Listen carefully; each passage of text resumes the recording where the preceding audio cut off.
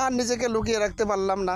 এই নির্বাচন নিয়ে কিছু বলবো না, তা না বলে পারলাম না, চারপাশে যে তামাশা শুরু হয়েছে।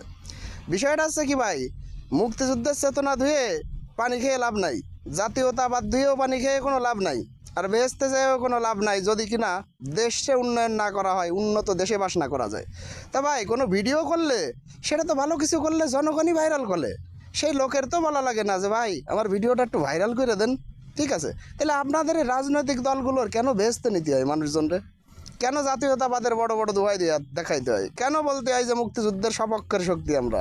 এত কিছু বলার দরকার নেই তো ভাই। আপনি দেশের উন্নয়ন করেন, লিগাল জনগণের সঙ্গে সংযোগ স্থাপন করেন, জনগণই বলবে যে কে বেটার। কেন এই কাজগুলো করেন না কেন ভাই? আর আমার তো মনে হয় প্রত্যেক দলেই ত্যাগী নেতা আছে, তো সেই ত্যাগী নেতাদের কেন সামনে আনেন না ভাই? অল্প কিছু লোক যারা ক্রাপ্টেড, যারা উল্টাপাল্টা দুয়ায় দেখায় জনগণের, বিভিন্ন কথা বলে, বিভিন্ন হাস্যকর অপ্রাসঙ্গিক কথাবার্তা বলে জনগণকে, জনগণ এইগুলো এখন খায় না ভাই।